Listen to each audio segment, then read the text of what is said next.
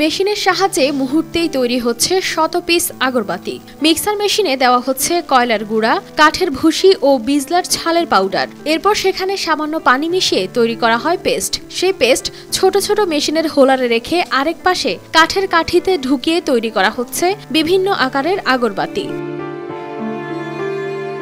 সুগন্ধি এই আগরবাতি তৈরি হচ্ছে নীলফামারীর সৈয়দপুরে। মশলা মাখা এসব কাঠি রোদে শুকানোর পর চলে যায় দেশের বিভিন্ন কোম্পানিতে।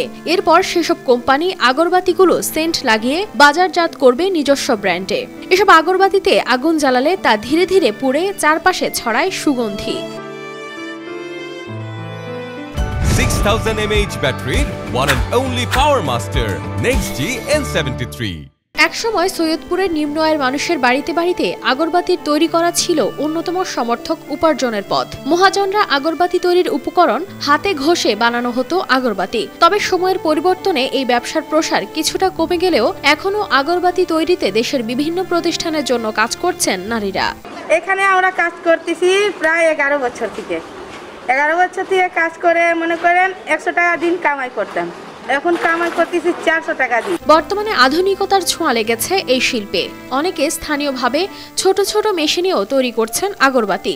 এতে প্রতিদিন জনপ্রতি আয় করছেন 150 থেকে 300 টাকা। সপ্তাহ 2000-1500 টাকা হয়ে যায়। ওই টাকা নিয়ে আমরা সংসারে লাগাই। 3টা বাচ্চা আছে, 3টা বাচ্চার খরচও বার হয়ে যায়, পড়ালেখা, ওষুধ পানি। মনে করেন সংসারে আমার কোনো অভাব নাই, ভালো মতন চলতেছি। হাতের কাজ করতাম আগে, এখন মেশিনে কাজ করতেছি।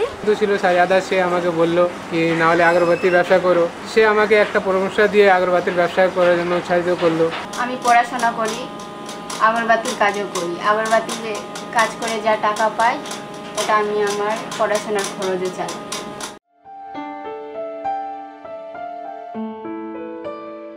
আয়ের পরিমাণ কম হলেও এই আয় দিয়েই চলে কারো সংসার, কারো চলে পড়ালেখা।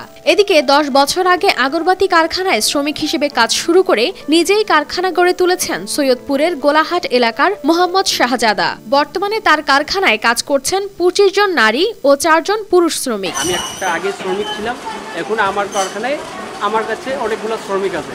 18 থেকে 20 জন মহিলা কাজ করে, 2টা পুরুষ আছে, ওরাও কাজ করে। এসব কর্মচারীরা সকাল 8টা থেকে 5টা পর্যন্ত তৈরি করছেন আগরবাতি। তার কাছ থেকে আগরবাতি কিনে সেন্ট লাগিয়ে নিজস্ব ব্র্যান্ডে বাজারজাত করে বিভিন্ন কোম্পানি। আর এগুলো আমরা এটা আগে হাত দিয়ে বানাইতাম, এখন আমরা মেশিন দিয়ে বানাই। বানানোর পর এটা আমরা বাজারে বিক্রি করি।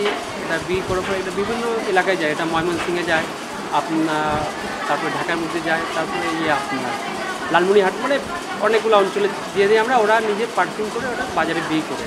আগর শিল্প প্রসারে উদ্যোক্তাদের প্রশিক্ষণ ও ঋণ সহায়তার আশ্বাস বিসিকের এই কর্মকর্তার। বিসিক থেকে এটা আমি কথা দিতে পারি যে তাদের সার্বিক সহযোগিতা করব।